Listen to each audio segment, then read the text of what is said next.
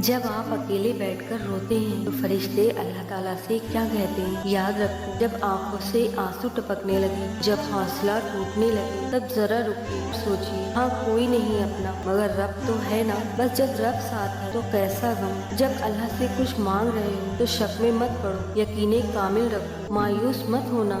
जिसको गम ज्यादा मिलते हैं उनके लिए रब की मोहब्बत भी ज्यादा होती है। जिसे तुम नामुमकिन समझकर रो देते हो, अल्लाह वही तुम्हें अता करके खुश कर देगा। और क्या आपको पता है, जब आप तन्हा बैठकर रो रहे होते हैं तब आपको अल्लाह के फरिश्ते देख रहे होते हैं, और फिर वही फरिश्ते अल्लाह के पास जाकर अल्लाह ताला से फरमाते हैं कि अल्लाह पाक, आपका फला बंदा फला जगह पर बैठकर रो रहा है। फिर अल्लाह पाक अपने फरिश्तों से फरमाते हैं कि मेरे बंदे के पास जाओ और उन्हें चुप कराओ। और फरिश्ते थक हार कर अल्लाह के पास जाकर कहते हैं कि अल्लाह, आपका बंदा अभी भी रो रहा है। और फिर फरिश्ते अल्लाह ताला से पूछते हैं कि आपका बंदा किस चीज के लिए इतना रो रहा है, जबकि आपके पास अपने बंदे के लिए अताओं का समंदर है। आप उन्हें किस चीज से महरूम किए हैं? फिर अल्लाह ताला फरमाते हैं कि मेरा बंदा इसलिए रो रहा है क्योंकि मैंने उससे उसकी कोई चीज छीन ली है जो उसको बहुत ज्यादा अजीज है, और वो उस चीज को वापस हासिल करने के लिए इतना रो रहा है। फिर अल्लाह पाक अपने फरिश्तों से फरमाते हैं कि मेरी जात की कसम, अगर मेरा बंदा इस पर मेरी रजा की खातिर सब्र कर लिया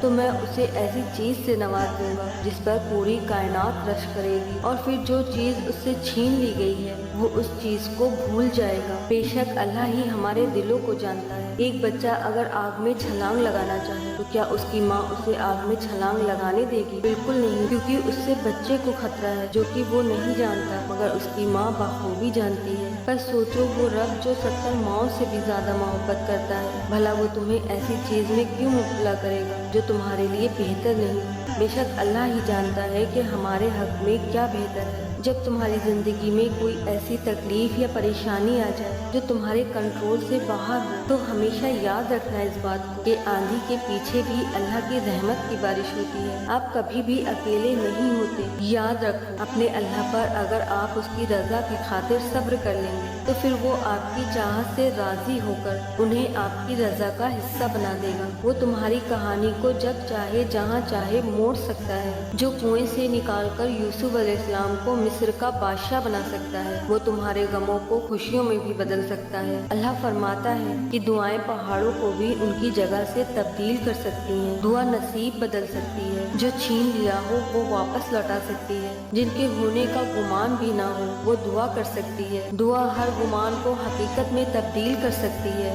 दुआ मोमिन का हथियार होती है। कुरान हमें जगह जगह तसल्ली दे रहा है, ना उम्मीद ना हो, कमजोर ना पड़ो, यकीन रखो तुम्हारा रब तुम्हारे साथ ही है। तो बस बहुत जल्द ही सब ठीक हो जाएगा। लोग तुम्हें तोड़ेंगे, बस तुम हिम्मत ना हारना, बस तुम खुद को रब से जोड़ लेना, बाकी लोगों को वो देख लेगा। रब उस इंसान को कभी गिरने नहीं देता जिसे हर हाल में अल्हम्दुलिल्लाह कहने की आदत हो। दुआ के लिए हाथ उठाना और तुम्हारा मांगना अल्लाह की तौफीक के बिना मुमकिन ही नहीं है। तो जिसने मांगने की तौफीक दी है वो कबूल भी जरूर करेगा इंशाअल्लाह। जानते हो, हम कभी कभी इतना टूट जाते हैं और इतना मायूस हो जाते हैं और हम बस अल्लाह से शिकवे शिकायतें करते रहते हैं कि अल्लाह ने मेरी दुआ कबूल ही नहीं की, या ये कि अल्लाह ताला सबको तो सब कुछ दे रहा है लेकिन मुझे क्यों नहीं दे रहा? क्या मैं इतना गुनहगार हूँ? रोते हुए जब हम ये कहते हैं कि कब तक सब्र करना पड़ेगा, तो कुरान पाक में जवाब मिलता है, तुम क्या जानो, शायद वादे का वक्त करीब हो। फिर जब हम कहते हैं कि लेकिन लगता है तू मुझे भूल गया है या अल्लाह, तो फिर कुरान पाक में जवाब मिलता है, तुम मुझे याद कर, मैं तुम्हें याद रखूंगा। अल्लाह फरमाता है, पुकारने वाला जब मुझे पुकारता है मैं उनकी पुकार सुनता हूँ। तो हम ये क्यों सोचते हैं कि अल्लाह तो मेरी पुकार ही नहीं सुन रहा? जब अल्लाह पर तवक्कुल किया है तो ये मत सोचो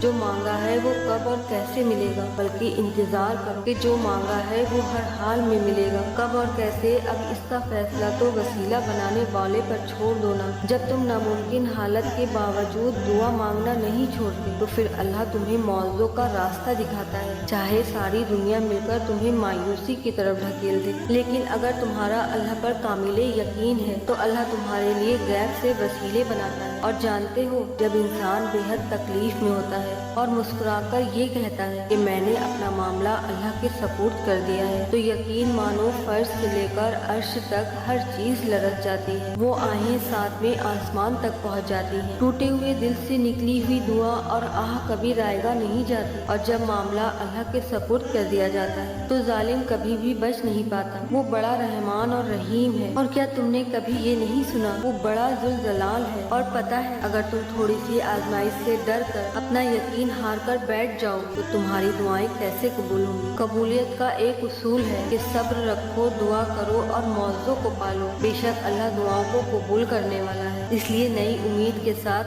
اللہ سے دعائیں کرتے رہو۔ جب اللہ نے فرمایا ہے کہ اتنا دوں گا اپنے بندے کو کہ وہ اپنے اوپر بیتی ہوئی ہر تکلیف کی شدت کو بھول جائے گا، اللہ پاک سے دعا کریں کہ اللہ پاک ہم سب کو ان باتوں پر سننے سے زیادہ عمل کرنے کی توفیق عطا فرمائے۔ آمین ثم آمین۔